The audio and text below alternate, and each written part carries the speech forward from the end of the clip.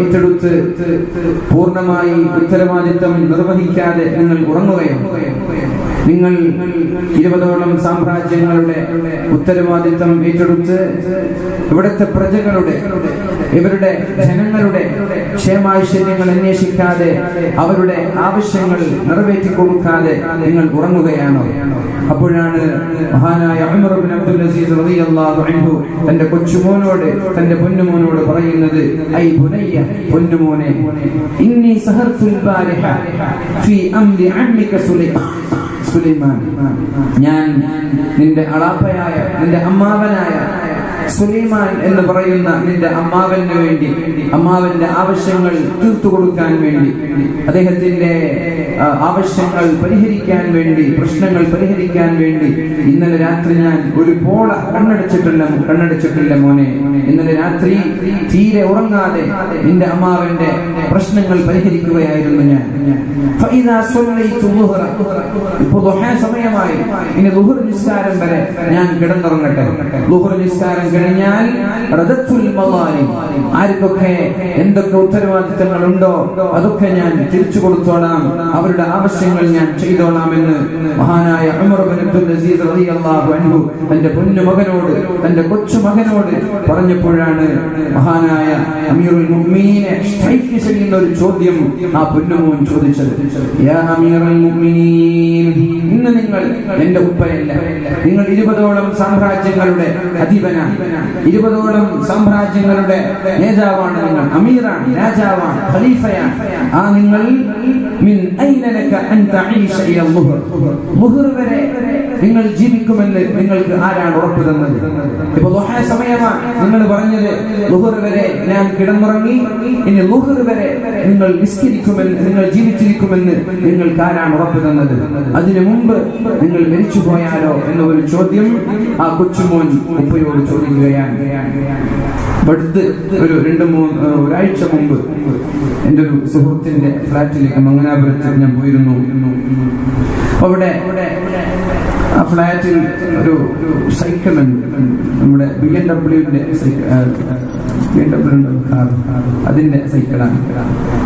നമ്മളൊക്കെ രാവിലെ ജോഗിങ്ങിന് വേണ്ടി ഒരു 7,000 രൂപ 12,000 രൂപയൊക്കെ വാങ്ങിച്ച് രാവിലെ സൈക്കിൾ ഓടിക്കുന്ന ആളുകളാണ്. അപ്പൊ ആ ഒരു സൈക്കിളിന്റെ വില അന്വേഷിച്ചപ്പോ 75,000 രൂപയാണ്. വീടിനകത്ത് കളിക്കുന്ന ഒരു സൈക്കിളാണ്, 75,000 രൂപയാണ് ആ ഒരു സൈക്കിളിന്റെ വില. എന്നിട്ട് നമ്മുടെ സുഹൃത്താണ് നിസാർ എന്ന് പറയുന്ന എന്റെ മഹല്ലിലെ ഒരു ചെറുപ്പക്കാരനാണ്, നല്ലൊരു വ്യവസായിയാണ്. മംഗലാപുരത്തും ഗൾഫിലൊക്കെ ഒരുപാട് സാമ്രാജ്യങ്ങളുള്ള നല്ലൊരു വ്യവസായിയാണ്. അപ്പോ ആ സഹോദരനോട് പറഞ്ഞു, ഞാനിത് വാങ്ങിച്ചു കൊടുക്കാൻ ഒരു കാരണമുണ്ടായിരുന്നു. ഞാൻ എന്റെ വണ്ടി BMW അത് സർവീസിന് വേണ്ടി ഷോറൂമിൽ പോയതാണ്. അപ്പൊ അവിടെ ഒരു സൈക്കിൾ ഉണ്ടായി, ഈ സൈക്കിൾ അവിടെ ഉണ്ടായ സൈക്കിളാണ്.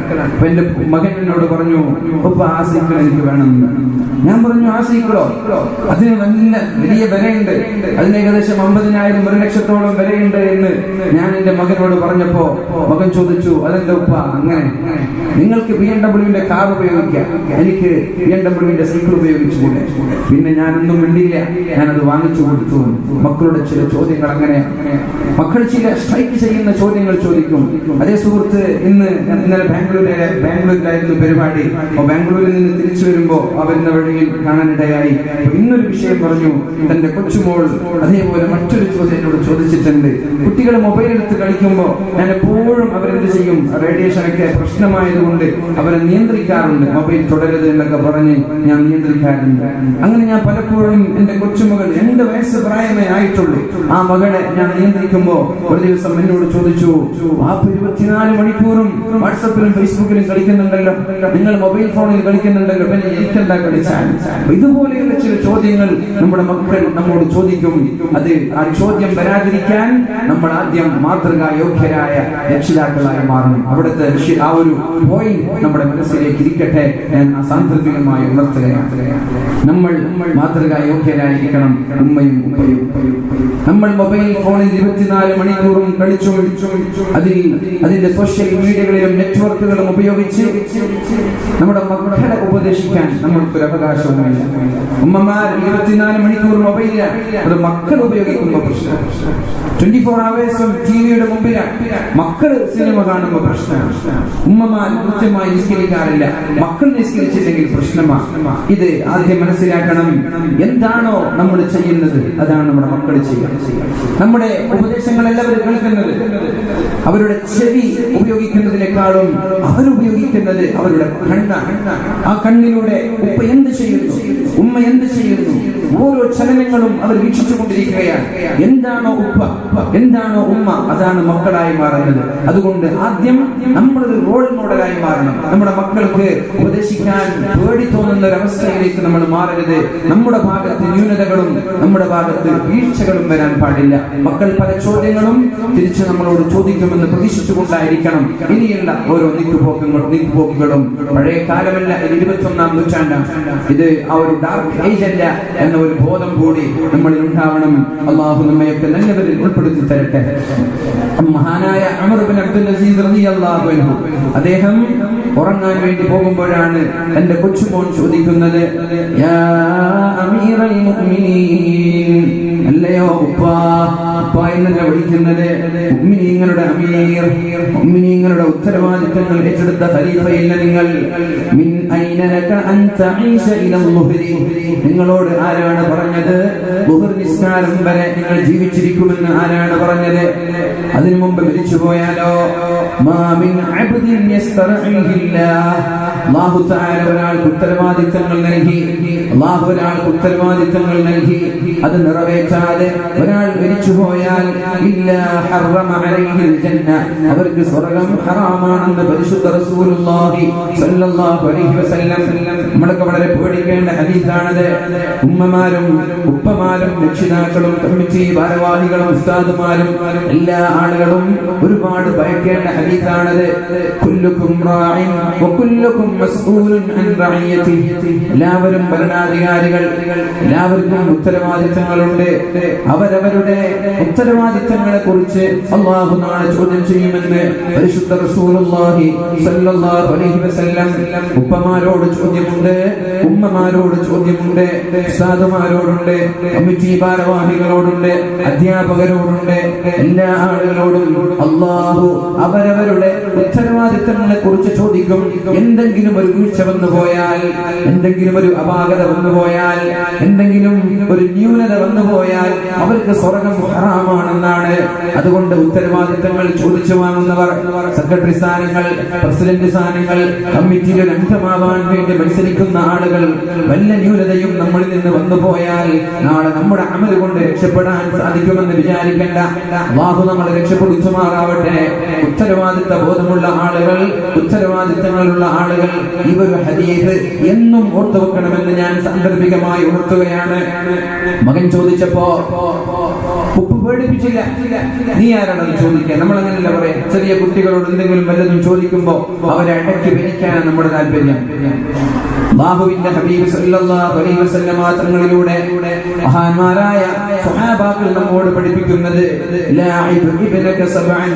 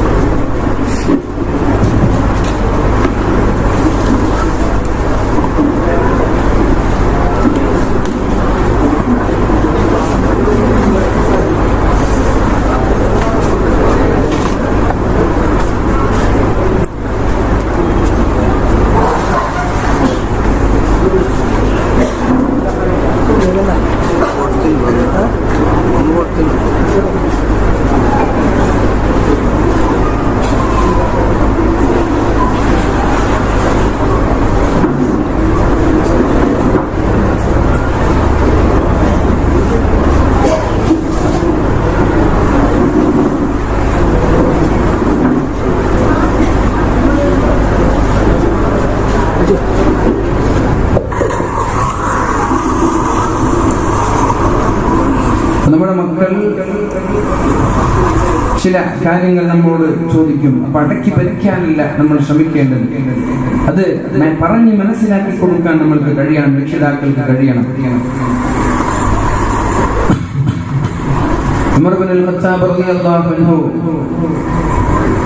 മഹാന്മാരായ സ്വഹാബാക്കൾ അലി തങ്ങളാണോ ഉമർ തങ്ങളാണോ എന്ന് എനിക്ക് ഓർമ്മയില്ല, ഒരു ഹദീസ് പഠിപ്പിക്കുന്നുണ്ട്, നിങ്ങൾ നിങ്ങളുടെ മക്കളോട് 7 വയസ്സ് വരെ കളിച്ചു ജീവിക്കണമെന്ന്. അവർ 7 വയസ്സിന് മുമ്പ് ഞങ്ങളെ കിക്ക് ചെയ്യുമെന്നും ഞങ്ങളെ ഷൂട്ട് ചെയ്യുമെന്നും ഞങ്ങളെ അടിക്കുമെന്നൊക്കെ പറയും. ചെറിയ കുട്ടികളാ. അത് കണ്ടിട്ട് നീ ആരെന്ന് പറയാനെന്ന് പറഞ്ഞിട്ട് അവരെ അടിക്കാനും അവരെ ഭീഷണിപ്പെടുത്താനും പോകരുത്. അവർ മാന്യമായി കളിച്ചവരുടെ കൂടെ ചെലവഴിക്കുക. 7 വയസ്സ് കഴിഞ്ഞാൽ പിന്നെ അവർക്ക് അതബ് പഠിപ്പിക്കേണ്ട സമയമാണ്, മര്യാദ പഠിപ്പിക്കേണ്ട സമയമാണ്. 7 വയസ്സ് വരെ അവരോട് കളിക്കണം. ഒരാൾക്കൊരു കുഞ്ഞുണ്ടായാൽ ആ കുഞ്ഞിനോട് പെരുമാറേണ്ടത് കുഞ്ഞുങ്ങളെ പോലെയാണ്, കുട്ടികളെ പോലെ അഭിനയിച്ച് പെരുമാറണമെന്ന് മഹാനായ ഉമർ ഇബ്നുൽ ഖത്താബ് റളിയല്ലാഹു അൻഹു. കുട്ടികളോട് തിരിച്ച് ദേഷ്യപ്പെടാൻ നിൽക്കരുത്. അവര് ചെറിയ പ്രായമാണെന്ന് നമ്മൾ മനസ്സിലാക്കണം. നമ്മുടെ ഭാഗത്താണ് വീഴ്ചയെങ്കിൽ അത് പറഞ്ഞ് മനസ്സിലാക്കി കൊടുക്കാൻ നമ്മൾക്ക് കഴിയണം. തിന്മകൾ നമ്മൾ ന്യായീകരിക്കരുത്. ഉപ്പ ചെയ്യുന്ന തെറ്റ് ഒരുപക്ഷെ മക്കൾ ചോദ്യം ചെയ്തേക്കാം. ഉപ്പ എന്റെ പള്ളിയിൽ പോകാത്തതെന്ന് ചോദിച്ചേക്കാം, ഉമ്മ എന്റെ നിസ്കരിക്കാത്തത് എന്ന് ചോദിച്ചേക്കാം. ആ സമയങ്ങളിൽ ഇല്ലാത്ത നുണകൾ പറഞ്ഞ് മക്കളെ പറ്റിക്കരുത്. അതാണ് പിന്നെ മക്കൾ പഠിക്കുന്നത്, അതാണ് മക്കളുടെ സ്വഭാവമായി മാറുന്നത്. അതുകൊണ്ട് മഹാനായ ഉമർ ഇബ്നു അബ്ദുൽ അസീസ് റളിയല്ലാഹു അൻഹു തന്റെ പൊന്നുമോനോട് പറഞ്ഞു, ഉദ്നു മിന്നീ, ഇങ്ങോട്ട് വാ മോനെ, ഇങ്ങോട്ട് വാ മോനെ. ഫദനാ മിൻഹു, ഉപ്പയുടെ അടുത്തേക്ക് പോയി ആ മകൻ. ഫഖബ്ബല ബൈന ഐനൈഹി, തന്റെ പൊന്നുമോന്റെ നെറ്റിത്തടത്തിൽ മഹാനായ ഉമർ ഇബ്നു അബ്ദുൽ അസീസ് റളിയല്ലാഹു അൻഹു ചുംബിക്കുകയാണ്. എന്നിട്ട് പറഞ്ഞു, അൽഹംദുലില്ലാഹ്, അല്ലാഹുവേ നിനക്കാണ് സർവസ്തുതിയും, അല്ലാഹുവേ നിനക്കാണ് സർവസ്തുതിയും. അഖ്റജ മിൻ ളഹിരി, അല്ലാഹുവേ എനിക്കൊരു കുഞ്ഞിനെ തന്നുവല്ലോ റബ്ബേ. മയ്യുഈനുനി അലാ ദീനി, ദീനിയായ കാര്യങ്ങളിൽ എന്നെ സഹായിക്കുന്ന ഒരു കുഞ്ഞിനെ എനിക്ക് തന്ന റബ്ബേ, നിനക്കാണ് സർവസ്തുതിയും എന്ന് പറഞ്ഞിട്ട് ആ പൊന്നുമോന്റെ നെറ്റിത്തടത്തിലെ ചുംബിക്കുകയാണ് ആ പിതാവ് ചെയ്തത്. നമ്മളോ മക്കളെ ഭീഷണിപ്പെടുത്തുകയാണ്, മക്കളെ ഞെട്ടിക്കുകയാണ്. അങ്ങനെയല്ല ചെയ്യേണ്ടത്. അൽഹംദുലില്ലാഹ്, തിന്മ കാണുമ്പോൾ തിരുത്തുന്ന ഒരു മകൻ എനിക്കുണ്ടായല്ലോ, തെറ്റ് കാണുമ്പോൾ തിരുത്തുന്ന ഒരു ഉപ്പ എനിക്കുണ്ടല്ലോ, ഉമ്മ എനിക്കുണ്ടല്ലോ. തിന്മകൾ കാണുമ്പോൾ, തോന്നിവാസങ്ങൾ കാണുമ്പോ ചെയ്യരുത് എന്ന് പറയുന്ന ഒരു ഉസ്താദ് എനിക്കുണ്ടല്ലോ. അൽഹംദുലില്ലാഹ്, ഈ ഒരു സ്വഭാവമാണ് നമ്മൾക്ക് വേണ്ടത്. തെറ്റ് തിരുത്തുന്ന ആളുകളെ ദേഷ്യപ്പെടുകയോ അവരോട് മോശമായി പെരുമാറുകയോ അവർക്ക് കൊട്ടേഷൻ ഇടുകയോ അല്ല ചെയ്യേണ്ടത്. അങ്ങനെ ചില ആളുകളുണ്ട്, എന്തെങ്കിലും ചില തിന്മകൾ കാണുമ്പോ അത് ഉണർത്തിയാൽ അതിന്റെ പേരിൽ വൈരാഗ്യം വെക്കുന്നവർ, അതിന്റെ പേരിൽ പക വെക്കുന്നവർ, അതിന്റെ പേരിൽ പ്രശ്നങ്ങൾ ഉണ്ടാക്കുന്നവർ. അത് മുസ്ലിമിന് പറ്റിയതല്ല. കുന്തും ഖൈറ ഉമ്മ, അല്ലാഹു തആല പരിശുദ്ധമായ ഖുർആനിൽ പറഞ്ഞുവല്ലോ, കുന്തും ഖൈറ ഉമ്മ, നിങ്ങൾ ഏറ്റവും നല്ല സമുദായമാണ്. പക്ഷേ ഒരു ഡിമാൻഡ് ഉണ്ട്, സമുദായങ്ങളിൽ ഏറ്റവും നല്ല ഉത്തമ സമുദായത്തിന്റെ ഉദാത്ത മാതൃകളായി മാറാൻ ചില ഡിമാൻഡുകളുണ്ട് എന്ന് അല്ലാഹു തആല പരിശുദ്ധമായ ഖുർആനിൽ പറയുന്നുണ്ട്. എന്താണ് ആ ഡിമാൻഡ്? തഅ്മുറൂന ബിൽ മഅറൂഫി വതൻഹൗന അനിൽ മുൻകർ, നന്മ പ്രോത്സാഹിപ്പിക്കുകയും തിന്മ തടയുകയും ചെയ്യേണ്ടവരാണ് നമ്മൾ. നന്മ ചെയ്യാൻ ആളുകളെ പ്രോത്സാഹിപ്പിക്കണം, നന്മ ചെയ്യാൻ ആളുകളെ പ്രോത്സാഹിപ്പിക്കുകയും തിന്മ ചെയ്യരുത്, തിന്മ കാണുമ്പോൾ അത് തടയാനും വേണ്ടി കൈകോർക്കേണ്ട ആളുകളാണ് നമ്മൾ. എന്നാലേ ഉത്തമ സമുദായമായി അള്ളാഹു നമ്മളെ എണ്ണുകയുള്ളൂ. ഇല്ലെങ്കിൽ അള്ളാഹു തആല നീചന്മാരിൽ നിന്യന്മാരിൽ നമ്മെ ഉൾപ്പെടുത്തുകയും ചെയ്യും. അള്ളാഹു തആല പരിശുദ്ധമായ ഖുർആനിൽ പറയുന്നുണ്ട്, അള്ളാഹു തആല ബനൂ ഇസ്രായേലിലെ ആലിമീങ്ങളെ ശപിച്ചു. ശപിച്ചത്, അവിടെയുള്ള സത്യനിഷേധികളെ ശപിച്ചത്, അള്ളാഹുവിന്റെ ശാപമുണ്ടായത് തെറ്റ് കാണുമ്പോൾ തിരുത്താത്തത് കാരണത്താലാണ്. തെറ്റ് കാണുമ്പോൾ കണ്ണടച്ച് അത് കുഴപ്പമില്ല എന്ന് പറഞ്ഞ് ന്യായീകരിക്കുന്ന ഉസ്താദുമാർ, ന്യായീകരിക്കുന്ന ആലിമീങ്ങൾ, എന്തെങ്കിലും അവരുടെ കൈകളിൽ നിന്ന് ലഭിക്കാൻ വേണ്ടി എന്തെങ്കിലും മുതലാളിമാരുടെയോ കമ്മിറ്റി ഭാരവാഹികളുടെയോ ഭാഗത്ത് തെറ്റ് കാണുമ്പോ ജോലി പേടിച്ച് അവർക്കെതിരെ ശബ്ദിക്കാത്ത ആളുകൾ സമുദായത്തിന് അപമാനമാണവർ, സമുദായത്തിന്റെ ശാപമാണവർ, അള്ളാഹുവിന്റെ ശാപം ലഭിക്കാൻ കാരണമാകുമെന്ന് പരിശുദ്ധമായ ഖുർആനിൽ അല്ലാഹു തആല ബനൂ ഇസ്രായേലിന്റെ ചരിത്രം പഠിപ്പിക്കുകയാണ് നമ്മെ. ആലിമീങ്ങൾ തിരുത്താനുള്ളവരാണ്. ഉമറാക്കളുടെ ഭാഗത്ത്, കമ്മിറ്റി ഭാരവാഹികളുടെ ഭാഗത്ത്, ഉത്തരവാദപ്പെട്ട ഏതെങ്കിലും നാട്ടുകാരുടെ ഭാഗത്ത്, പ്രമാണിമാരുടെ ഭാഗത്ത് എന്തെങ്കിലും ഒരു വീഴ്ച വരുമ്പോ അവരെ കണ്ണടച്ച് അത് ന്യായീകരിക്കാൻ നിൽക്കരുത്. തെറ്റ് തെറ്റാണെന്ന് പറയാനുള്ള തന്റെ ഇടം നമ്മൾക്കുണ്ടാവണം. അതിന് ആരെയും പേടിക്കേണ്ടതില്ല, ഒരാളെയും ഭയക്കേണ്ടതില്ല. അല്ലാഹുവിനെ നമ്മൾ പേടിച്ചാൽ എല്ലാവരും അവനെ പേടിക്കുമെന്ന് മുഹമ്മദുർ റസൂലുള്ളാഹ്. നമ്മളെന്തിനാ മറ്റുള്ള ആളുകളെ പേടിക്കേണ്ട ആവശ്യം? ഒരു ആവശ്യമില്ല. കമ്മിറ്റി ഭാരവാഹികളല്ല ജോലി തരുന്നത്, കമ്മിറ്റി ഭാരവാഹികളല്ല സാലറി തരുന്നത്, റിസ്ക് തരുന്നത്, ഭക്ഷണം തരുന്നത് നാട്ടുകാരല്ല. അല്ലാഹു തആല അല്ലാഹുവിന്റെ ഹബീബ് ഒരു ഹദീസിലൂടെ, ഖുദ്സിയായ ഹദീസിലൂടെ പഠിപ്പിക്കുന്നുണ്ടല്ലോ. നബിതങ്ങൾ പറയാണ്, എന്റെ പ്രിയപ്പെട്ട ചെറുപ്പക്കാരോട് എനിക്ക് ചെറിയൊരു സംശയമുണ്ട്. നമ്മുടെ ചെറുക്കട എന്ന് പറയുന്നത് ഒരുപാട് ചെറുപ്പക്കാരുള്ള നാടാണ്. എവിടെ പോയി നമ്മുടെ ചെറുപ്പക്കാരൊക്കെ? നമ്മുടെ റബീഉൽ അവ്വൽ കടന്നു വരുമ്പോ, റബീഉൽ അവ്വലിന്റെ 12 കടന്നു വരുമ്പോ തോരണങ്ങൾ അണിയിക്കാൻ നമ്മൾ തയ്യാറാണ്, സന്നദ്ധരാണ്. എല്ലാവരുടെയും സാന്നിധ്യമുണ്ട്. രാത്രി 12 മണിക്കും 1 മണിക്കും 2 മണിക്കും വാഹനം കഴിഞ്ഞ് വീട്ടിലേക്ക് പോകുമ്പോ ഉറക്കൊഴിച്ചുകൊണ്ട് തോരണങ്ങളും അലങ്കാരങ്ങളും അണിയിക്കുന്ന ആളുകളെ കാണാറുണ്ട്. പക്ഷേ അവരോട് ചില ചോദ്യങ്ങൾ ചോദിച്ചാൽ അവർക്കതിന് വ്യക്തമായ ഉത്തരം പറയാൻ പറ്റുമോ? അന്ന് രാവിലെ സുബഹി നിസ്കരിച്ചിട്ടുണ്ടോ നീ? അന്ന് രാവിലത്തെ ഇശാഇ നിസ്കരിച്ചിട്ടുണ്ടോ? അന്ന് മഗ്രിബ് നീ നിസ്കരിച്ചിട്ടുണ്ടോ? ഇല്ല. എന്ത് സ്നേഹമാണ് നിസ്കാരം നഷ്ടപ്പെടുത്തിയിട്ട് എന്ത് സ്നേഹമാണ് നമ്മൾക്ക് പ്രകടിപ്പിക്കാനുള്ളത്? സുബഹി നിസ്കരിക്കാതെ കിടന്നുറങ്ങിയിട്ട് അല്ലാഹുവിന്റെ ഹബീബിനോട് എന്ത് സ്നേഹമാണ് നമ്മൾക്ക് പ്രകടിപ്പിക്കാനുള്ളത്? തഅസിൽ ഇലാഹ വഅൻത തുദ്ഹിറു ഹുബ്ബഹു ലകാല ഉമ്മി ഫിൽ മഖാലി ശമീഉ ഇൻ കാന ഹുബ്ബുക സാദിഖൻ ലഅതഅതഹു ഇന്നൽ മുഹിബ്ബ ലിമൻ യുഹിബ്ബു യുതീഉ. ഞാൻ ചോദിക്കട്ടെ, നമ്മളൊക്കെ ഹബീബിനോടുള്ള സ്നേഹം കൊണ്ടാണ് ഇങ്ങോട്ട് കടന്നു വന്നത്. അസീസ് കമാലിയ അല്ലെ, ഗൾഫിൽ നിന്ന് വന്നത് നമ്മുടെ റബീഉൽ അവ്വലിന് വേണ്ടിയായിരിക്കും. അതുപോലെ കുറെ ആളുകൾ എല്ലാ റബീഉൽ അവ്വലാകുമ്പോ ടിക്കറ്റ് ഒക്കെ ബുക്ക് ചെയ്ത് നാട്ടിലേക്ക് വരാറുണ്ട്. എന്തിനു വരുന്നു? ഹബീബിനോടുള്ള സ്നേഹം പ്രകടിപ്പിക്കാനാണ്, അല്ലെ? നബിതങ്ങളോടുള്ള സ്നേഹം പ്രകടിപ്പിക്കാനാണ് ഇങ്ങോട്ട് കടന്നു വരുന്നത്. നല്ലതാണ്. ആ ചെലവഴിച്ച ടിക്കറ്റിന് വരെ അല്ലാഹു പ്രതിഫലം തരും. 10,000 രൂപ, 6,000 രൂപ, 8,000 രൂപയൊക്കെ ചെലവഴിച്ചിട്ട് നാട്ടിലേക്ക് റബീഉൽ അവ്വൽ 12-ന് ചെറുപ്പക്കാരുടെ കൂടെ, നാട്ടുകാരുടെ കൂടെ പ്രവാചകന്റെ ജന്മദിനത്തിൽ സന്തോഷിക്കാൻ വന്നതിന്റെ ആ ഒരു തുക നാളെ ആഖിറത്തിൽ ഉപകരിക്കുമെന്നതിൽ സംശയമില്ല. പക്ഷേ നീ വന്നത് നബിതങ്ങളോടുള്ള സ്നേഹം പ്രകടിപ്പിക്കാനെന്ന് നിന്റെ വാക്കിലൂടെ പറഞ്ഞാൽ പോരാ, നിന്റെ വാക്കിലൂടെ, നിന്റെ വേഷവിധാനത്തിലൂടെ പറഞ്ഞാൽ പോരാ. നീ ഹബീബിനോട് സ്നേഹമുണ്ട് എന്ന് പറയുന്നത് സത്യമാണെങ്കിൽ, ഹബീബ് പറഞ്ഞത് അനുസരിക്കാൻ നീ തയ്യാറാവൂലേ? നിന്റെ ഹെയർ സ്റ്റൈൽ അത് ഹബീബ് പഠിപ്പിച്ച ഹെയർ സ്റ്റൈൽ ആവൂലേ? നിന്റെ വേഷവിധാനങ്ങൾ, നിന്റെ കുപ്പായങ്ങൾ, നിന്റെ ചെറുപ്പുകൾ, നിന്റെ ഡ്രസ്സുകൾ എല്ലാം അല്ലാഹുവിന്റെ ഹബീബ് പറഞ്ഞതുപോലെയാവൂലേ? ഹബീബിനെ ധിക്കരിച്ച് ഹബീബ് പറഞ്ഞതിന്റെ വിപരീതം പ്രവർത്തിച്ച് എങ്ങനെയാണ് മുഅ്മിനീങ്ങളെ റബീഉൽ അവ്വൽ 12 നമ്മൾ ആഘോഷിക്കുന്നത്? എന്ത് സ്നേഹമാണ് അതിലൂടെ നമ്മൾ പ്രകടിപ്പിക്കുന്നത്? ഹബീബിന്റെ കോപമല്ലേ നമ്മൾ അതിലൂടെ സമ്പാദിക്കുന്നത്. റബീഉൽ അവ്വൽ 12 പറഞ്ഞ് കള്ളും കുടിച്ച് കഞ്ചാവടിച്ച് രാത്രി ഉറങ്ങാതെ തോരണങ്ങൾ അർപ്പിച്ച് രാവിലെ പുത്തനുടുപ്പുകൾ ധരിച്ച് വലിയ വലിയ വാഹനങ്ങൾ ഗൾഫിൽ നിന്നൊക്കെ ഇറക്കി അതിന്റെ നമ്പർ പ്ലേറ്റുകളൊക്കെ മാറ്റി അറബിയിലുള്ള നമ്പർ പ്ലേറ്റുകൾ ഉണ്ടാക്കി അതിന്റെ സൈലൻസറുകൾ മാറ്റി അതിലൂടെ പരിസ്ഥിതിയെ മലിനീകരിക്കുന്ന രീതിയിൽ പരിസ്ഥിതിയെ മലിനമാക്കുന്ന രീതിയിൽ നമ്മൾ പുകകൾ വിസർജിച്ച് ശബ്ദമുണ്ടാക്കി നാട്ടുകാരെ വിഷമിപ്പിച്ച് അന്യമതസ്ഥരായ ആളുകളെ അവർക്ക് നമ്മോട് വെറുപ്പുണ്ടാക്കി എന്ത് സ്നേഹമാണ് നമ്മൾക്ക് പ്രകടിപ്പിക്കാനുള്ളത്? ഇതാണോ പരിശുദ്ധ ദീൻ പഠിപ്പിച്ച സ്നേഹം? ഇതാണോ റസൂലുള്ളാഹി സ്വല്ലല്ലാഹു അലൈഹി വസല്ലമ തങ്ങൾ പറഞ്ഞു തന്ന സ്നേഹം? ഇതാണോ? കാസർഗോട്ടുകാർക്ക് ഇതിൽ അല്പം ആവേശം കൂടുതലാണ്, വേണ്ട എന്നല്ല. മറ്റുള്ള ജില്ലകളിൽ ഇല്ലാത്ത രീതിയിലുള്ള തോരണങ്ങളാണ് നമ്മുടെ നാട്ടിലുള്ളത്.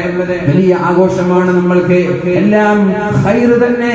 പക്ഷേ അനിസ്ലാമികമായിട്ടുള്ള ആഘോഷം നമ്മളിൽ ഉണ്ടാവരുത്. റാലിയിൽ പോകുന്ന ചെറുപ്പക്കാരൻ, രാത്രി തോരണമണിയിക്കുന്ന ചെറുപ്പക്കാരന്റെ ഹെയർ സ്റ്റൈൽ ക്രോപ്പ് ചെയ്ത ഹെയർ സ്റ്റൈൽ ആവാൻ പാടില്ല. എന്നാൽ ഉറക്കൊഴിക്കുന്നതിന് പകരം അവന് വീട്ടിൽ വന്ന് കിടന്നുറങ്ങുന്നതാണ് നല്ലത്. ഹറാമായ ഹെയർ സ്റ്റൈൽ, നബി തങ്ങൾ ഇഷ്ടപ്പെടാത്ത ഹെയർ സ്റ്റൈൽ, നബി തങ്ങൾ ദേഷ്യപ്പെട്ട ഹെയർ സ്റ്റൈൽ ഹറാമാണെന്ന് പരിശുദ്ധ ദീൻ പഠിപ്പിച്ച മുടിയുടെ രീതി. ഈ ഒരു രീതിയുമായി എന്ത് സ്നേഹമാണ് നിനക്ക് പ്രകടിപ്പിക്കാനുള്ളത്? നിന്റെ പാൻസുകൾ മുട്ടിന് മുകളിൽ കീറിപ്പറഞ്ഞ പാൻസുകൾ ധരിക്കുന്ന ചെറുപ്പക്കാരെ പലപ്പോഴും ഞാൻ കാണാറുണ്ട്, വളരെ വിഷമം തോന്നാറുണ്ട്. എങ്ങനെയാണ് നമ്മുടെ നിസ്കാരങ്ങൾ സ്വീകരിക്കപ്പെടുന്നത്? എങ്ങനെയാണ് നമ്മുടെ നിസ്കാരങ്ങൾ സ്വീകരിക്കപ്പെടുന്നത്? നിസ്കാരമില്ല എന്ന് ഞാൻ പറയൂല. ചെറുപ്പക്കാർക്ക് ഇന്ന് നിസ്കാരമുണ്ട്, ജമാഅത്തിന് പോകുന്നവരുണ്ട്, പള്ളിയിലേക്ക് പോകുന്നവരുണ്ട്, നിസ്കാരം കൃത്യമായി നിസ്കരിക്കുന്നവരുണ്ട്. പക്ഷേ ഇങ്ങനെ ചില പോരായ്മകൾ നമ്മുടെ ചെറുപ്പക്കാരിൽ കാണാറുണ്ട്. മുപ്പിന് മുകളിൽ പറഞ്ഞ പാൻസ് എന്തിനാണ് ധരിക്കുന്നത്? ഔറത്ത് മറയാതെ നിസ്കരിച്ചാൽ എങ്ങനെയാണ് നമ്മുടെ നിസ്കാരം സ്വീകരിക്കപ്പെടുന്നത്? അതുകൊണ്ട് എന്റെ ചെറുപ്പക്കാരോട് എനിക്ക് വളരെ സ്നേഹത്തിൽ പറയാനുള്ളത്, നിന്റെ സ്നേഹം സത്യമാണെങ്കിൽ, ആത്മാർത്ഥമായി നിന്റെ ഹബീബിനെ സ്നേഹിക്കുന്നുണ്ടെങ്കിൽ, ഹബീബ് പറഞ്ഞതുപോലെ അനുസരിക്കാൻ നീ തയ്യാറാവൂലേ? നിന്റെ കണ്ണ് നിയന്ത്രിക്കാൻ നീ തയ്യാറാവൂലേ? നിന്റെ വേഷവിധാനങ്ങൾ, ഒരു റാലി, ഒരു ജാഥ, അത് പഠിപ്പിച്ചത് പരിശുദ്ധ റസൂലുള്ളാഹി സ്വല്ലല്ലാഹു അലൈഹി വസല്ലമ തങ്ങൾ തന്നെയാണ്. മഹാനായ ഉമർ ഇബ്നുൽ ഖത്താബ് റളിയല്ലാഹു അൻഹു ഇസ്ലാമിലേക്ക് കടന്നു വന്നപ്പോ 2 ജാഥയാണ് കഅബയിലേക്ക് പുറപ്പെട്ടത്. 2 റാലി, നമ്മുടെ നബിദിന റാലികൾ പോലെ 2 റാലിയാണ് അല്ലാഹുവിന്റെ ഹബീബ് സജ്ജീകരിച്ചത്. ആദ്യത്തെ റാലിയിൽ മഹാനായ ഉമർ തങ്ങളാണ് മുൻപിലുള്ളത്. രണ്ടാമത്തെ റാലിയിൽ മഹാനായ ഹംസത്തുൽ ഖറാർ, ഇസ്ലാമിക ചരിത്രത്തിലെ വീരശൂര പരാക്രമികളായ അസീയരായ നേതാക്കന്മാരാണ് മഹാനായ ഉമർ തങ്ങളും ഹംസത്തുൽ ഖറാറും. 2 പേരെയും മുന്നിൽ നിർത്തി ശത്രുക്കളെ ഒന്ന് വിരട്ടാൻ വേണ്ടി, ഇനി ഞങ്ങളോട് കളിക്കരുത്, ഞങ്ങളുടെ കൂടെ ഹംസയുണ്ട്, ഞങ്ങളുടെ കൂടെ ഉമറുണ്ട്, ഞങ്ങളോട് കളിക്കരുത്, ഞങ്ങളെ പീഡിപ്പിക്കാൻ വരരുത്, ഞങ്ങളെ ദ്രോഹിക്കാൻ വരരുത് എന്ന ഡിമാൻഡിൽ ആ ഒരു നിർദ്ദേശം മനസ്സിൽ കരുതിക്കൊണ്ട് അല്ലാഹുവിന്റെ ഹബീബ് തുടങ്ങി വെച്ച റാലിയാണ്. ആ ഒരു ആവേശമാണ് നമ്മൾ നബിദിനത്തിൽ തുടങ്ങുന്നത്, നബിദിനത്തിൽ ചെയ്യുന്നത്. പക്ഷേ അനിസ്ലാമികമായ ഒന്നും നമ്മുടെ റാലിയിൽ ഉണ്ടാവാൻ പാടില്ല. നിന്ന് വെള്ളം കുടിക്കരുത്, മാരകമായ രോഗങ്ങൾക്ക് കാരണമാകുമെന്ന് പഠിപ്പിച്ച പരിശുദ്ധ റസൂലുള്ളാഹി സ്വല്ലല്ലാഹു അലൈഹി വസല്ലം നിന്ന് വെള്ളം കുടിക്കാൻ പാടില്ല, നിന്ന് ഭക്ഷണം കഴിക്കാൻ പാടില്ല, മാരകമായ രോഗങ്ങൾക്ക് കാരണമാകുമെന്ന് വളരെ വ്യക്തമായ ഹദീസുകളിൽ കാണാം. ആ നമ്മളാണ് നബിദിനത്തിൽ റാലിയായി വരിവരിയായി അണിയണിയായി പോകുന്ന ആളുകൾക്ക് നിന്നിട്ട് വെള്ളം കുടിക്കാൻ നൽകുന്നത്. എങ്ങനെയാണ് അതിനെ ന്യായീകരിക്കാൻ പറ്റുക? പച്ചയ്ക്ക് ഹബീബിനെ എതിർക്കലല്ലേ അത്? പച്ചയ്ക്ക്, വളരെ പച്ചയ്ക്ക് അല്ലാഹുവിന്റെ ഹബീബിനോടുള്ള ധിക്കാരമല്ലേ അത്?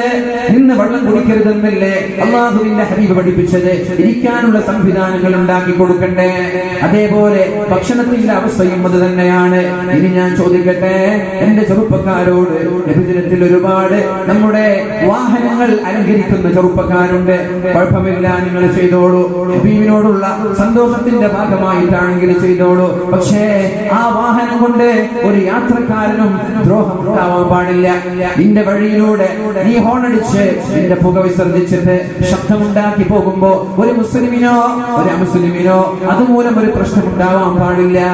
ആളുകളെ ദ്രോഹിക്കുന്ന രീതിയിൽ, പരിസ്ഥിതിയെ മലിനീകരിക്കുന്ന രീതിയിൽ നീ നിന്റെ വാഹനം ക്രമീകരിച്ചാൽ അത് അള്ളാഹുവിന്റെ പൊരുത്തമുള്ള റാലിയല്ല.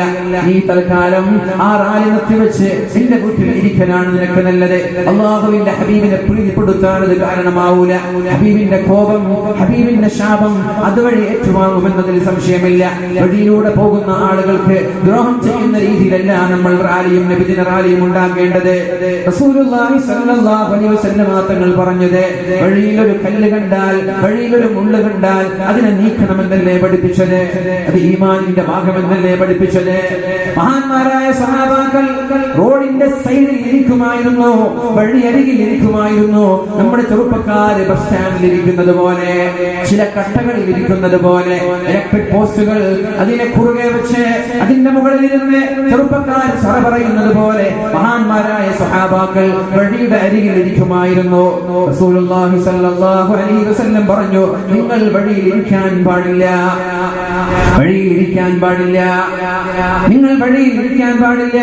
അപ്പോഴാണ് മഹാന്മാരായ സഹാബാക്കൾ ഇയ്യാകും വൽ ജുലൂസ അലൽ തുറുഖാത്ത്, വഴികളിൽ നിങ്ങൾ ഇരിക്കല്ലേ എന്ന് പരിശുദ്ധ റസൂലുള്ളാഹ്. അപ്പോഴാണ് സഹാബാക്കൾ പറഞ്ഞത്, മാലനാ ഹുദ്ദുൻ, നബിയേ ഞങ്ങൾക്ക് ഇത് ഒഴിവാക്കാൻ പറ്റൂല നബിയേ, ഞങ്ങൾക്ക് ഇത് അത്യാവശ്യമാണ് നബിയേ, ഇത് ഒഴിവാക്കാൻ ഞങ്ങൾക്ക് പറ്റൂല നബിയേ. അപ്പോഴാണ് അല്ലാഹുവിന്റെ ഹബീബ് പറഞ്ഞത്, ഇന്നമാ ഹിയ മജാലിസുനാ നതഹദ്ദഫു ഫീഹാ, നബിയേ ഇവിടെ ഇരുന്നിട്ട് ഞങ്ങൾ കുശലാന്വേഷണങ്ങൾ നടത്താറുണ്ട്, ഇവിടെ ഇരുന്നിട്ട് ഞങ്ങൾ കഥ പറയാറുണ്ട്, ഇവിടെ ഇരുന്നിട്ട് ഞങ്ങൾ തമാശ പങ്കിടാറുണ്ട് നബിയേ, ഇത് ഒഴിവാക്കാൻ നബിയേ അങ്ങ് പറയരുത്, അങ്ങ് ഞങ്ങളെ ഇത് ഒഴിവാക്കാൻ നിർബന്ധിക്കരുത് നബിയേ. അപ്പോഴാണ് റസൂലുള്ളാഹി തങ്ങൾ പറഞ്ഞത്, ഫഇദാ അബൈതും ഇല്ലൽ മജാലിസ, നിങ്ങൾക്ക് ഇരിക്കണമെന്ന് നിർബന്ധമാണെങ്കിൽ, ഞാൻ ചോദിക്കട്ടെ, നമ്മൾ ഒരാളെ നിർബന്ധിച്ചൊരു കാര്യം ചെയ്യിപ്പിക്കുമ്പോ ഹബീബിന്റെ ഈ ഹദീസാണ് നമ്മുടെ മനസ്സിൽ ഓർമ്മ വരേണ്ടത്. നബി തങ്ങൾ ഇരിക്കരുതെന്ന് പറഞ്ഞപ്പോ മഹാന്മാരായ സഹാബാക്കൾ ചോദിച്ചു, നബിയെ ഞങ്ങൾ ഇരുന്നോട്ടെ, ഞങ്ങൾക്ക് അവിടെ ഇരുന്ന് സ്വറ പറയാൻ നല്ല രസമാണെന്ന്. അപ്പൊ നബി തങ്ങൾ ഒരിക്കലും ഇരിക്കാൻ പാടില്ല, ഞാൻ പറഞ്ഞതിനെ ധിക്കരിക്കാൻ നിങ്ങൾ ആരാ? അതല്ല നമ്മൾ ചോദിക്കേണ്ടത്. അങ്ങനെ നിങ്ങൾ ഇരിക്കുകയാണെങ്കിൽ അല്ലാഹുവിന്റെ ഹബീബ് പറയാണ്, അങ്ങനെ നിങ്ങൾ ഇരിക്കുകയാണെങ്കിൽ ആ വഴിക്ക് ചില അവകാശങ്ങളുണ്ട്, ആ റോഡിന് ചില അവകാശങ്ങളുണ്ട്. ആ അവകാശങ്ങൾ ചെയ്തു കൊടുക്കാൻ പറ്റുമെങ്കിൽ മാത്രമേ വഴിയിൽ ഇരിക്കാൻ പാടുള്ളൂ എന്ന് സ്വഹാബാക്കൾ ചോദിച്ചു. വമാ ഹഖ്ഖു ത്വരീഖി യാ റസൂലല്ലാഹ്, അല്ലാഹുവിന്റെ ഹബീബേ എന്താണ് വഴിയുടെ അവകാശം? വഴികൾക്ക് എന്ത് അവകാശമാണുള്ളത്? വഴികൾക്ക് എന്ത് ബാധ്യതയാണ് നബിയെ ഉള്ളത് എന്ന് അല്ലാഹുവിന്റെ ഹബീബിനോട് ചോദിച്ചപ്പോ നബി തങ്ങൾ പറഞ്ഞ മറുപടി, ചെറുപ്പക്കാരാ ജീവിതത്തിൽ പകർത്തണേ.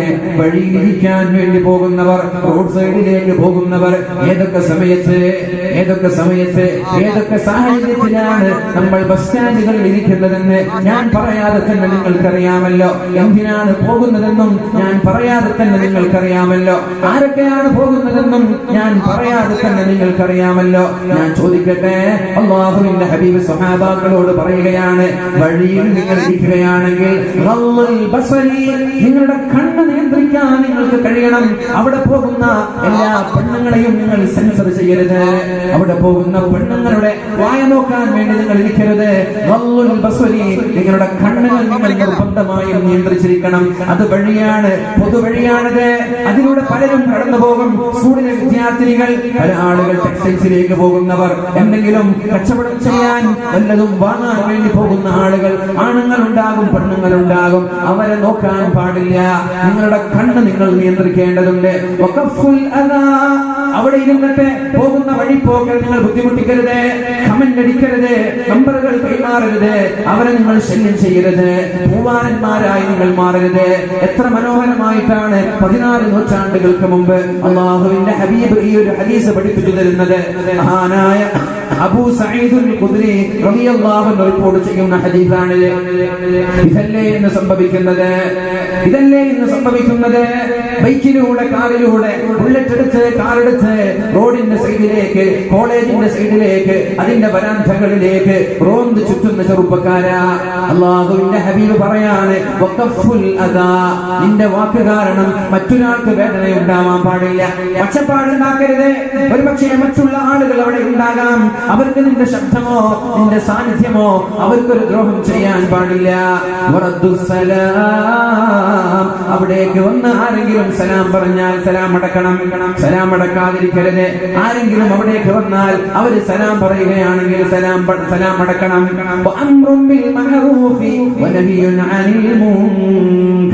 നിങ്ങൾ നന്മ കൽപ്പിക്കുകയും തിന്മ തടയുകയും ചെയ്യണം.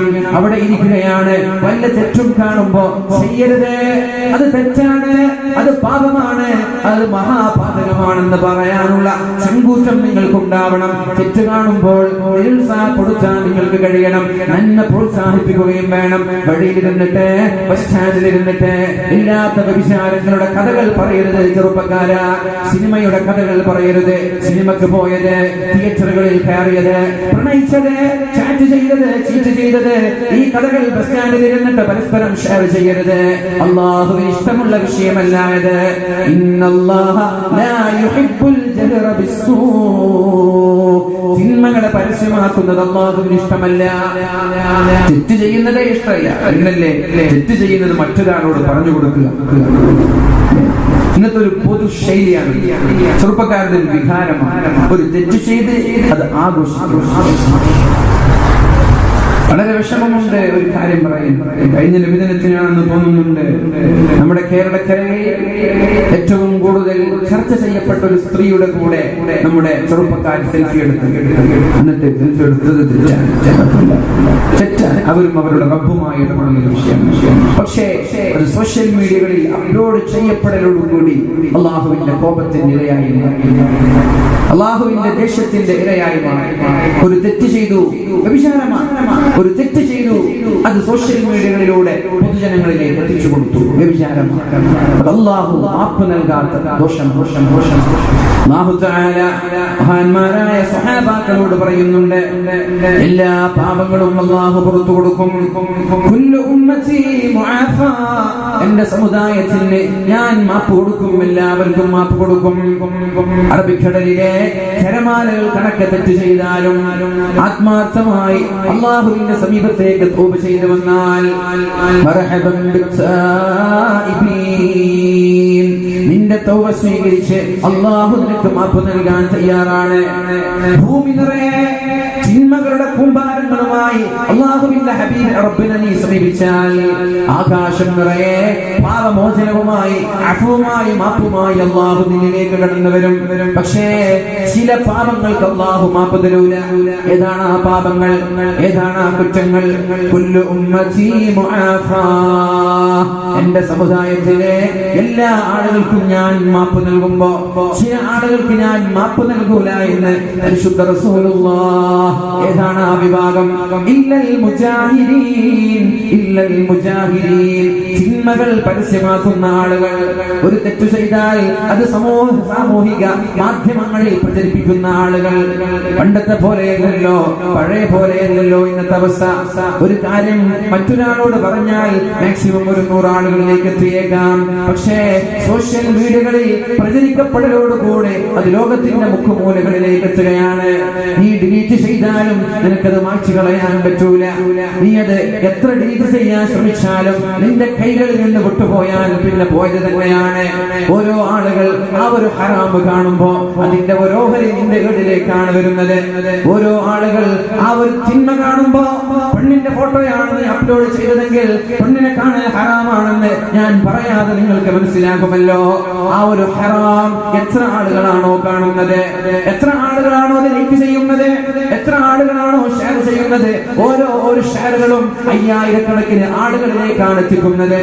നീ ഒരു ഹറാമായ വീഡിയോ വാട്സപ്പിലൂടെയോ ഫേസ്ബുക്കിലൂടെയോ അപ്ലോഡ് ചെയ്താൽ നീ അപ്ലോഡ് ചെയ്യലോടുകൂടി നിന്റെ കയ്യിൽ നിന്ന് നിയന്ത്രണം നഷ്ടപ്പെട്ടിരിക്കുകയാണ്. പിന്നെ അത് കാലാകാലം ഏതുവരെ, ഖിയാമത്ത് നാൾ വരെ നിന്റെ ഖബറിലേക്ക് അനിയന്ത്രിതമായി നിനക്ക് നിയന്ത്രിക്കാൻ കഴിയാതെ നിന്റെ ഖബറിലേക്ക് നിരന്തരമായി വരുന്ന തിന്മയായി ആ വീഡിയോകളും ആ മെസ്സേജുകളും മാറുകയാണ്. നീ ഓർത്തിട്ടുണ്ടോ ഈ അത്ഭുതത്തെ കുറിച്ച്? നീ ഓർത്തിട്ടുണ്ടോ ഈ അപകടത്തെ കുറിച്ച്? ഒന്നും അറിയാതെ കാര്യങ്ങളിൽ ഇടപെടരുത് ചെറുപ്പക്കാരികളെ. നിനക്കറിയാത്തത് നീ ചെയ്യരുത്, അറിയാത്ത വിഷയങ്ങളിൽ ഏർപ്പെടരുത്. പഠിക്കേണ്ടവരിൽ നിന്ന് പഠിക്കാൻ നീ ശ്രമിക്കണം. ഇത് തമാശയല്ല, ഇത് കളിയല്ല, ഇത് ദീനിന്റെ കാര്യമാണ്, ആഖിറത്തിന്റെ കാര്യമാണിത്. ഒരു ഹറാമായ ഒരു വീഡിയോ, അത് എന്തുമാവട്ടെ, ഞാൻ സിനിമയാവട്ടെ, അല്ലെങ്കിൽ വ്യഭിചാരത്തിന്റെ വീഡിയോകളാവട്ടെ, അല്ലെങ്കിൽ ഒരു ഹറാമായ ഫോട്ടോ, കാണാൻ പാടില്ലാത്ത, പ്രചരിപ്പിക്കാൻ പാടില്ലാത്ത ഒരു ഫോട്ടോ. എന്താണ് തെറ്റ് എന്ന് ഞാൻ പറയേണ്ട ആവശ്യമില്ലല്ലോ. എന്താണ് തെറ്റ് എന്ന് പറഞ്ഞാൽ? തെറ്റ്, അതിന്റെ ഡെഫിനിഷൻ എന്താ തെറ്റെന്ന് പറഞ്ഞാൽ? ചോദിക്കാൻ നിൽക്കേണ്ടത് തെറ്റാണോ ഇത് തെറ്റാണോ ചോദിക്കാൻ നിൽക്കേണ്ട. തെറ്റ് നിങ്ങൾക്ക് ഡീഫോൾട്ട് സെറ്റിംഗിൽ നിങ്ങൾക്ക് തന്നെ അറിയാം ഇത് തെറ്റ്. ആരും പറഞ്ഞു തരണ്ട. നിങ്ങൾ ചെയ്യുന്നൊരു പ്രവൃത്തി തെറ്റാണോ ശരിയാണോ എന്ന് നിങ്ങൾക്ക് തന്നെ തീരുമാനിക്കാൻ പറ്റും. എങ്ങനെ? അല്ലാഹുവിന്റെ ഹബീബ് ഡെഫിനിഷൻ നൽകുന്നുണ്ട്, പര്യായം നൽകുന്നുണ്ട്. എന്താണ് പര്യായം? അൽ ഇസ്മു, തെറ്റെന്ന് പറയുന്നത് മാ ഹാക ഫീ സദ്രിക, അത് ചെയ്താൽ നിന്റെ ഹൃദയത്തിൽ ഒരു ചൊറിച്ചിലുണ്ടാകും, ഒരു അസ്വസ്ഥതയുണ്ടാകും. വന്നുപോയല്ലോ, ചെയ്തു പോയല്ലോ.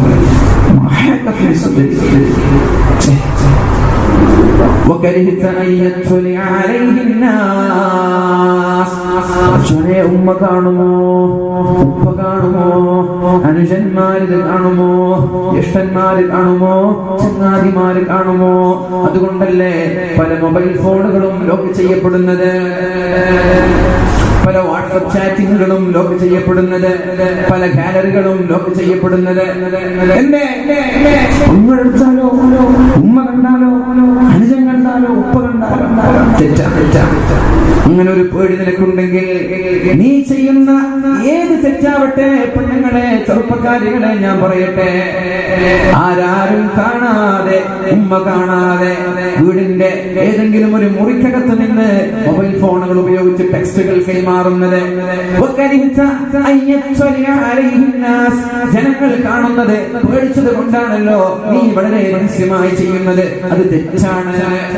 ജനങ്ങൾ കാണുന്നതിനെ പേടിക്കുന്നുണ്ടോ? അതെല്ലാം തെറ്റ് തന്നെയാണ്.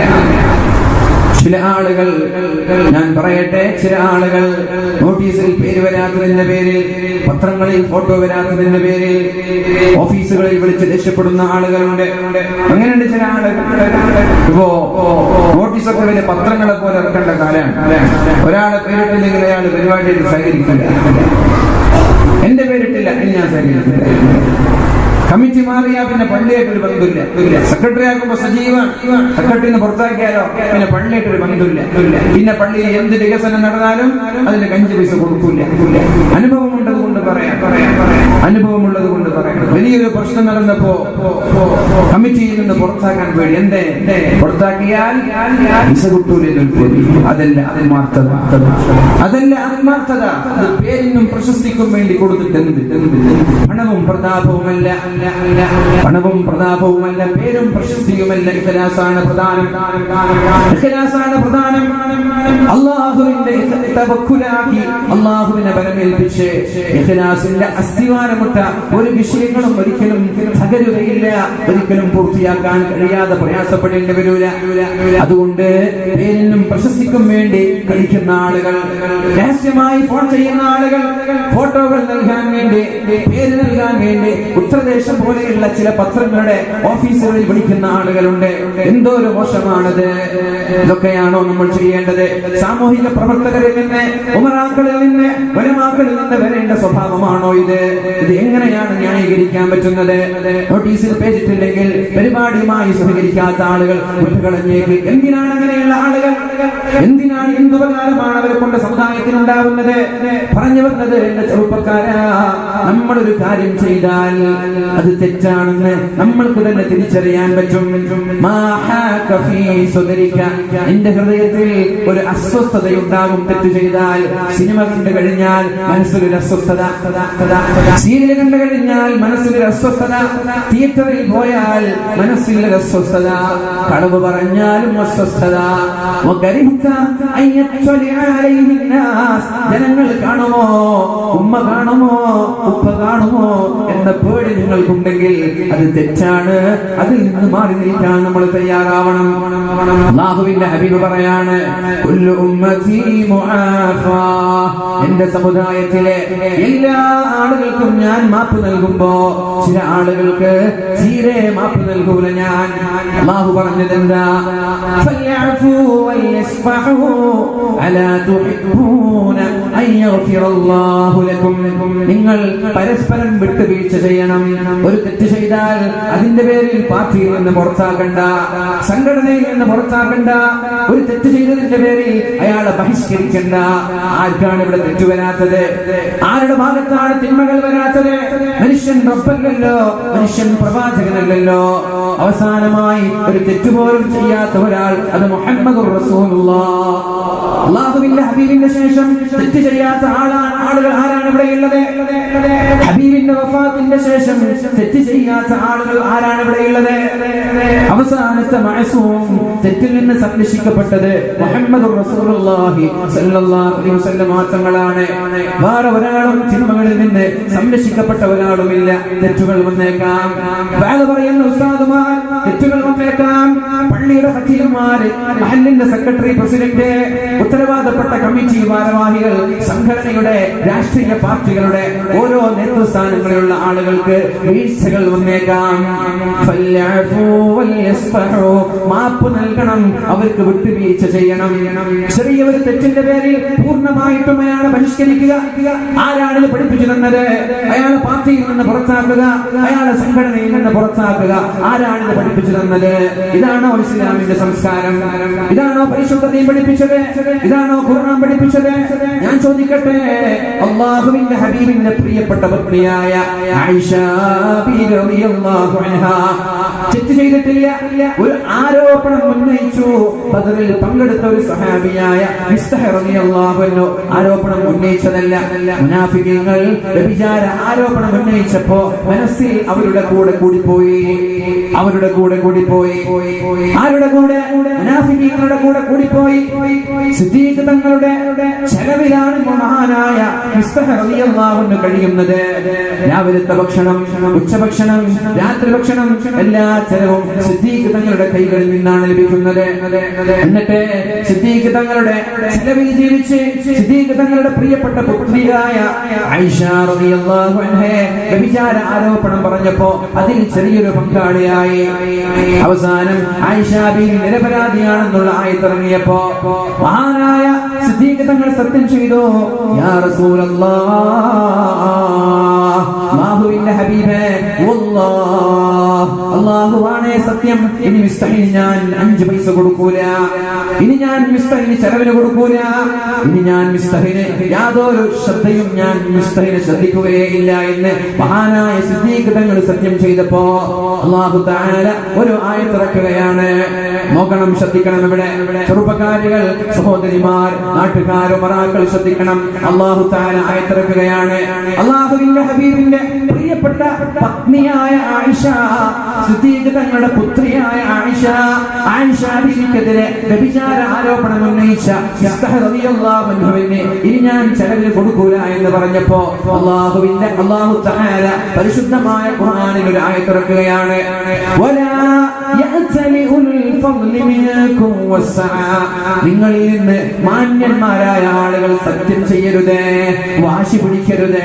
എന്താണ് വാശി? അയാൾക്ക് ഞാൻ ചെലവ് കൊടുക്കൂല എന്ന്, അയാളെ ഞാൻ ഇനി തീരെ ശ്രദ്ധിക്കൂല എന്ന് സത്യം ചെയ്യല്ല. ഒന്ന് മാപ്പ് നൽകിക്കൂടെ? വിട്ടുവീഴ്ച ചെയ്തുകൂടെ? മനുഷ്യനല്ലേ, തെറ്റ് വരാമല്ലോ, വീഴ്ചകൾ വരാമല്ലോ. ഒന്ന് മാപ്പ് നൽകി, മാപ്പ് നൽകണം, വിട്ടുവീഴ്ച ചെയ്യണം. അലാ തുഹിബ്ബൂന അൻ യഗ്ഫിറല്ലാഹു ലക്കും, അല്ലാഹു നിങ്ങൾക്ക് പുറത്തു തരാൻ നിങ്ങൾ ഇഷ്ടപ്പെടുന്നില്ലേ? നാളെ ആഖിറത്തിലെത്തിയാൽ നിങ്ങൾക്ക് തോന്നുന്നുണ്ടോ ഒരു തെറ്റും നമ്മൾ ചെയ്തിട്ടില്ല എന്ന്, ഒരു തെറ്റും നമ്മുടെ ഭാഗത്ത് വന്നിട്ടില്ല എന്ന് ഈ പറയുന്ന ആളുകൾക്ക് തോന്നുന്നുണ്ടോ? സംഘടനയിൽ നിന്ന്, പാർട്ടികളിൽ നിന്നൊക്കെ പുറത്താക്കാൻ സഞ്ചേടവും ആർജവവും കാണിക്കുന്ന ആളുകൾക്ക് തോന്നുന്നുണ്ടോ നിങ്ങളുടെ ഭാഗത്തൊരു തെറ്റും വന്നിട്ടില്ല എന്ന്? എന്നിട്ട് നാളെ അല്ലാഹുവിന്റെ കോടതിയിൽ ഒരു തെറ്റുമില്ലാതെയാണ് റബ്ബിനെ സമീപിക്കുന്നതെന്ന് തോന്നുന്നുണ്ടോ? ഇല്ലല്ലോ. ഇനി ആ റബ്ബിന്റെ മുമ്പിൽ പോയി, അല്ലാഹുവിന്റെ മുമ്പിൽ പോയി അല്ലാഹു പറയാണ്, ലാ തസൂലു ഖദമ ഇബ്ന ആദം, നിങ്ങളുടെ കാൽപാദങ്ങളെ നിങ്ങൾക്ക് അനക്കാൻ പറ്റൂല. നിങ്ങളുടെ വയസ്സിനെ കുറിച്ച് ചോദിക്കാതെ നിങ്ങളുടെ ആയുസ്സിൽ ചെയ്ത ഓരോ നീക്കുപോക്കുകളും അല്ലാഹുവിന് അറിയണം. നന്മ അറിയണം, തിന്മ അറിയണം, നിങ്ങളുടെ യുവത്വത്തെ അറിയണം.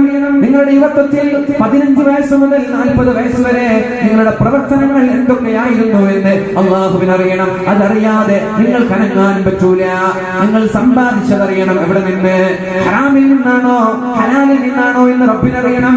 ഹറാമായ ഒരു ദിർഹം നമ്മുടെ പോക്കറ്റിലുണ്ടായാൽ, നമ്മുടെ വരുമാനത്തിലുണ്ടായാൽ, അത് നമ്മുടെ മക്കൾക്ക് നമ്മൾ ഭക്ഷിപ്പിച്ചാൽ ആ മക്കളും നരകത്തിലാണ്, ആ ഭാര്യയും നരകത്തിലാണ്, നിങ്ങളും നരകത്തിലാണ് എന്ന് മുഹമ്മദുർ റസൂലുള്ളാഹ്. കുല്ലു ലഹ്മിൻ നബത മിൻ സുഹ്തിൻ ഫന്നാറു ഔലാ ബിഹി. ഹറാമിൽ നിന്ന് നറിഷ്മെന്റ് ലഭിച്ച, ഹറാമിൽ നിന്ന് പോഷണം ലഭിച്ച, ഹറാമിൽ നിന്ന് കൊടുത്ത എല്ലാ ശരീരവും നരകത്തിലേക്കുള്ളതാണ് എന്ന് പരിശുദ്ധ റസൂലുള്ളാഹ്.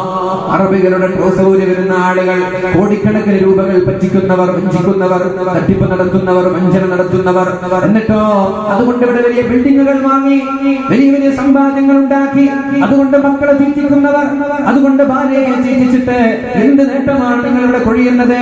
ഒരുപക്ഷെ ദുനിയാവിൽ ആളുകൾക്കിടയിൽ അഹങ്കാരത്തോടെ നടക്കാൻ കഴിഞ്ഞേക്കാം.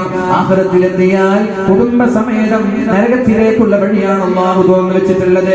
കുല്ലു ലഹ്മിൻ, എല്ലാ ശരീരവും, എല്ലാ മനുഷ്യരും നബത മിൻ സുഹ്തിൻ, ഹറാം തിന്നിട്ടാണ് വളർന്നതെങ്കിൽ ഫന്നാറു ഔലാ ബിഹി, അതിൽ എക്സ്ക്യൂസ് ഇല്ല, അതിൽ ഇളവില്ല, നരകത്തിൽ ഉറപ്പാണെന്ന് മുഹമ്മദുർ റസൂലുള്ളാഹ്. ആലോചിച്ചിട്ടുണ്ടോ? നമ്മുടെ സമ്പാദ്യങ്ങളിൽ ഹറാം കലരരുത്. ഹറാം കലർന്ന സമ്പാദ്യങ്ങൾ മക്കൾക്ക് നൽകിയാൽ മക്കൾ നന്നാവൂല, ഭാര്യയ്ക്ക് നൽകിയാൽ ഭാര്യ നന്നാവൂല. പിന്നെ എങ്ങനെയാണ് അവർ നന്നാവുന്നത്?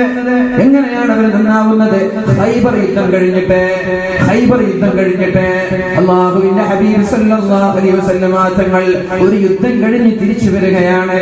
വലിയൊരു യുദ്ധം കഴിഞ്ഞ് തിരിച്ചു വരികയാണ്. സഹാബാക്കൾ കൂടെയുണ്ട്. നബി തങ്ങളുടെ ഖാദിമായ ഒരു സഹാബി കൂടെയുണ്ട്. നബി തങ്ങളുടെ ഒട്ടകത്തിൽ നിന്ന് നബി തങ്ങളുടെ സാമഗ്രികൾ, നബി തങ്ങളുടെ ചരക്ക് എടുത്തു താഴെ വെക്കുകയുണ്ടായി.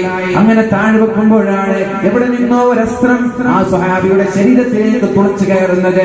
ആ ഒരസ്ത്രം ശരീരത്തിലേക്ക് കയറിയ ഉടനെ ആ സ്വഹാബി നിലത്ത് വീണ് മരിച്ചു പോവുകയാണ്. ഇത് കണ്ട മഹാന്മാരായ സ്വഹാബാക്കൾക്ക് സന്തോഷമായി. ഹനീഅൻ ലഹുൽ ജന്ന, എന്തോരു ഭാഗ്യവാനാണ് അയാൾ, എന്തോരു ഭാഗ്യവാനാണ് അയാൾ, അയാൾക്ക് സ്വർഗ്ഗം കിട്ടിയല്ലോ. കാരണം യുദ്ധം കഴിഞ്ഞിട്ടാണ് വരുന്നത്, യുദ്ധം കഴിഞ്ഞ് നാട്ടിലെത്തിയിട്ടില്ല. ഷഹീദിന്റെ പ്രതിഫലമല്ലേ അയാൾക്ക് ലഭിക്കുന്നത്.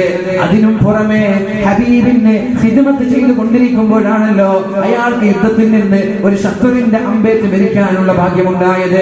ഹനീഅൻ ലഹുൽ ജന്ന, എന്തോരു ഭാഗ്യവാനാണ് അയാൾ, എന്തോരു ഭാഗ്യവാനാണ് അയാൾ. അല്ലാഹു സ്വർഗ്ഗം നൽകി അനുഗ്രഹിച്ചില്ലേ? അപ്പോഴാണ് അല്ലാഹുവിന്റെ ഹബീബ് ചോദിച്ചത്, നിങ്ങളോട് ആരാണ് പറഞ്ഞത് ഇയാൾ സ്വർഗത്തിലാണെന്ന്? നിങ്ങളോട് ആരാ പറഞ്ഞത്? നമ്മളാണോ ഇവിടെ സ്വർഗ്ഗക്കാരെ തീരുമാനിക്കുന്നത്? സ്വർഗത്തിന് ഇവിടെ ചില ആളുകൾ ടിക്കറ്റ് കൊടുക്കുന്നുണ്ട്, ഞങ്ങളുടെ കൂടെ നിന്നാൽ സ്വർഗം തരാമെന്ന് പറയുന്നവരുണ്ട്. എന്ത് ഉറപ്പാണ്? നമ്മൾ എങ്ങനെയാണ് ഒരാളെ സ്വർഗ്ഗക്കാരനാക്കുന്നത്? നമ്മൾക്ക് സ്വർഗം നൽകാൻ പറ്റുമോ? നമ്മൾക്ക് സ്വർഗം നൽകാൻ പറ്റുമോ? ആനായ ഉമർ ഇബ്നുൽ ഖത്താബ് റളിയല്ലാഹു അൻഹു അല്ലാഹു സ്വർഗം കൊണ്ട് സന്തോഷ വാർത്ത അറിയിച്ച മഹാൻ. ഉമ്മദ്ദില്ലാ അൻ അബീ ബക്രിൻ വഅൻ ഉമരി വഅൻ അലി വഅൻ ഉസ്മാൻ ദിൽ കറമി മൗലായ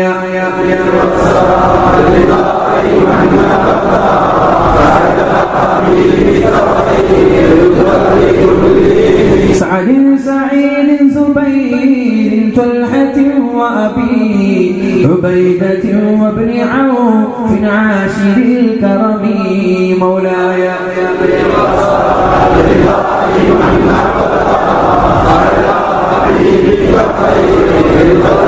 يا ربي بالمصطفى بلغ مقاصدنا واغفر لنا ما مضى يا واسع الكرم مولاي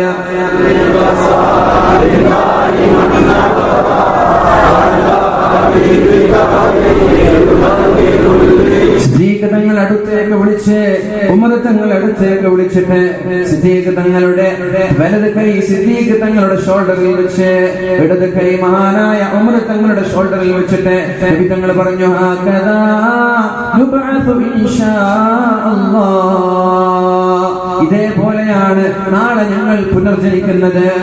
ഇസ്രാഫീൽ അലൈഹിസ്സലാം രണ്ടാമത്തെ കാഹളത്തിലൂതി നാളെ പുനർജനിക്കുന്നത് ഇതുപോലെയാണ്. സ്വർഗത്തിലേക്ക് പോകുന്നതും ഇതുപോലെ.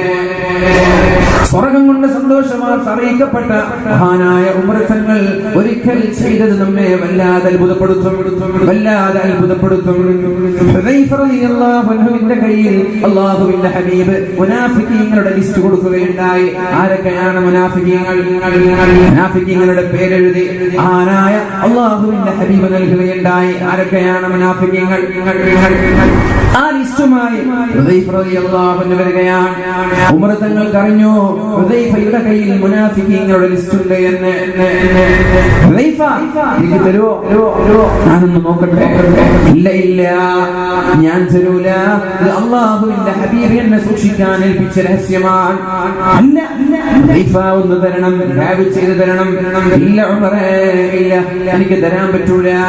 നബി തങ്ങളുടെ രഹസ്യം ഞാൻ പരസ്യമാക്കൂല. അല്ല ഹുദൈഫ, എന്നാൽ ഞാനൊന്ന് ചോദിക്കട്ടെ, എനിക്ക് ആരൊക്കെയാണ് മുനാഫിഖീങ്ങളെന്ന് അറിയാനല്ല.